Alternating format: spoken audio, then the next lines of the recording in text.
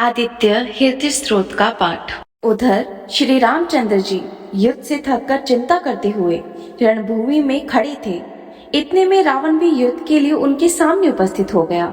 यह देख भगवान अगस्त्य मुनि, जो देवताओं के साथ युद्ध देखने के लिए आए हुए थे, श्री राम के पास जाकर बोले, सबके हृदय में रमन करने वाला महाबाहो राम, यह सनातन गोपनीय स्रोत सुनो। इसके जप से तुम युद्ध में अपने समस्त शत्रु पर विजय पा पाओगे।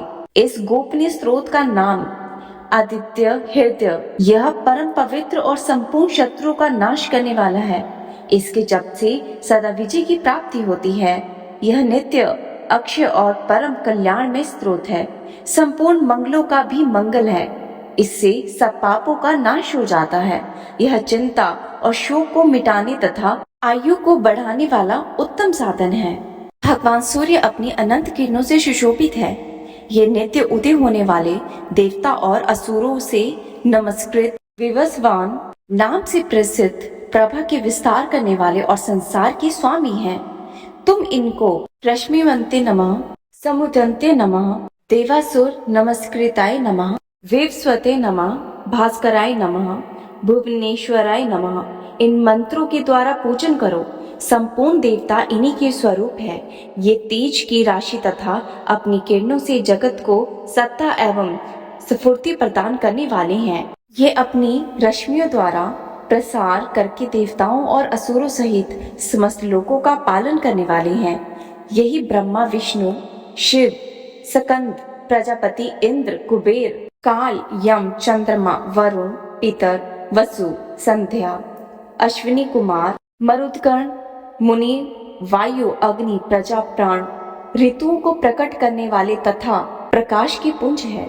इनके नाम हैं आदित्य यानी अदिति पुत्र, सविता यानी जगत को उत्पन्न करने वाले, सूर्य यानी सर्वव्यापक, खंग पूषा यानी पोषण करने वाले, गर्भस्थिमान यानी प्रकाशमान, सुवर्ण सदृश्य, भानु यानी प्रकाश, हिरणाय रेता ब्रह्मांड की उत्पत्ति के बीज, देवांकर यानी रात्रि का अंधकार दूर करके दिन का प्रकाश फैलाने वाले, हरिदशक सहस्त्र राजी यानी हजारों किरणों से सुशोभित, सप्तशक्ति 7 घोड़ों वाले, मरीचिमान किरणों से सुशोभित, तिमिरो मंथन यानी अंधकार का नाश करने वाले, शंभु, तिष्ठा, मार्तकंडक ब्रह्मांड को जीवन प्रदान करने वाले, अंशुमान हिरण्यगर्भ यानी ब्रह्मांड, शिशिर यानी स्वभाव से ही सुख प्रदान करने वाले, तपन गर्मी पैदा करने वाले,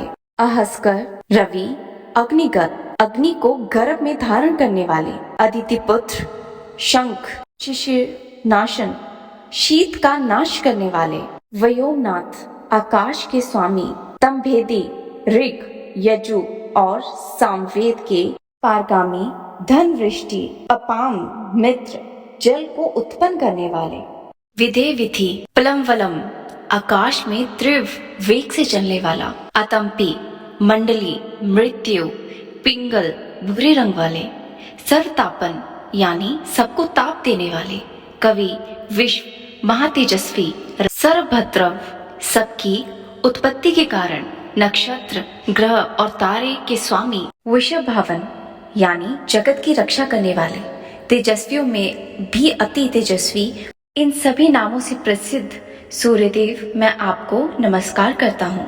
पूर्वी गिरि उदयांचल तथा पश्चिमी गिरि अस्तांचल के रूप में मैं आपको प्रणाम करता हूँ। ज्योति ग्रहों और तारों के स्वामी तथा दिन के अधिपति आपको मैं प्रणाम करती हूँ। आप जय स्वरूप तथा विजय और कल्याण के दाता हैं। आपके रथ में हरे रंग के घोड़े जोते हुए हैं। आपको बारंबार प्रणाम करता हूँ। सहस्त्रों किरणों से सुशोभित भगवान सूर्य, आपको बारंबार मैं प्रणाम करता हूँ। आप अदिति के पुत्र होने के कारण आदित्य नाम से भी प्रसिद्ध हैं। आपको मैं नमस्कार करता हूँ। उग्र वीर और सारंग सूर्यदेव को मैं नमस्कार करता हूँ। कमलों को विकसित करने वाले प्रचंड तेजस्वी तेजधारी मार्तंड को मैं प्रणाम करता हूँ। आप ब्रह्मा, विष्णु, शिव के स्वामी हैं। सूर्य आपकी संज्ञा है। यह सूर्यमंडल का आपका ही तेज है। आप प्रकाश से संपूर्ण है। सबको स्वाहा करने वाली अग्नि स्वरूप है। रौद्र रूप आपको नमस्कार है। अज्ञान अंधकार के नाशक, जीत के निवारक तथा शत्रु के नाशक आपका स्वरूप अपेय है। प्रियधनों का नाश करने वाले देव और सभी ज्योतियों के अधिपति को मेरा नमस्कार है। आपकी प्रभा तप्त स्वर्ण के समान है। आप ही हरि यानी अज्ञान को हरने वाले, विश्वकर्मा यानी संसार की रचना करने वाले, तम यानी अंधेरे का नाश करने वाले, प्रकाश स्वरूप और जगत के साक्षी आपको मैं नमस्कार करता हूँ। हे रघुनंदन, भगवान सूर्य देव ही सभी भूतों का संहार, रचना और पालन करते हैं। यही देव अपनी किरणों से तप और वर्षा है।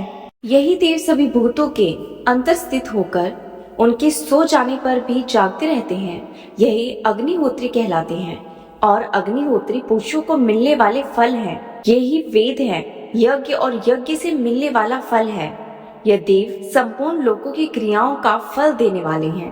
राघव, विपत्ति में, कष्ट में, कठिन मार्ग में और किसी भय के समय जो भी सूर्यदेव का कीर्तन करता है उसे दुख भोगना नहीं पड़ता।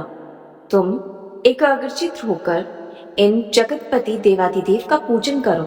इनका आदित्य हृदय स्रोत 3 बार जपने से तुम अवश्य ही युद्ध में विजय प्राप्त कर लोगे। हे महाबाहो, इस क्षण तुम रावण का वध कर सकोगे। इस प्रकार मुनि अगस्त्य जिस प्रकार आए थे उसी प्रकार लौट गए। तब इस प्रकार अगस्त्य मुनि का उपदेश सुनकर महातेजस्वी राम जी का शोक दूर हो गया। प्रसन्न और प्रयत्नशील होकर